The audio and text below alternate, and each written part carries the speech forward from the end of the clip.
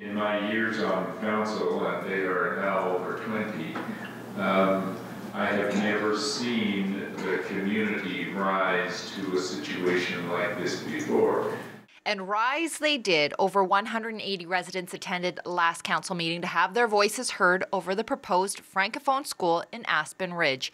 Majority of the public were against having the K-12 school in their neighborhood, and this week council voted not in favor of building the school on the Aspen Ridge site, but stressed the importance of the Francophone School in the community. Simply, we just didn't approve the school expansion on the Aspen Ridge site. There was divisiveness over that site, and for planning reasons, that site was never planned to contemplate a high school. And so what you really heard council say was, yes, do we absolutely want a K-12 Francophone school? Yes, we want it in the city, but we just need to find the right location for it, and the Aspen Ridge site wasn't the right location. A number of misconceptions arise when it came to the proposal. It was suggested that the city, in fact, already agreed to this change in the school site.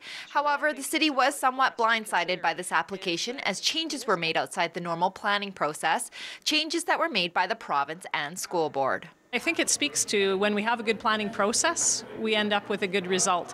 This process was rushed because of the announcement of the P3 schools and the need to really expedite the planning and the phasing of that. And so when that happens, it really often ends up in a not very good spot. So we'll work together and it'll come together and we'll have a home for the K-12 school, I'm sure, very shortly. In more council news, council approved the 2012 Municipal Police Service Agreement, which will see the RCMP continue its police services in the city for the next 20 years.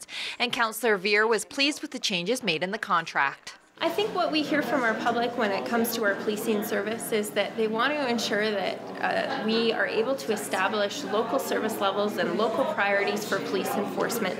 And so that was present in the contract, is that the City of Red Deer will have a say in terms of our priorities, enforcement priorities, and there'll also be increased reporting and accountability to the city. Other highlights of the contract include the current 90-10 cost share plan.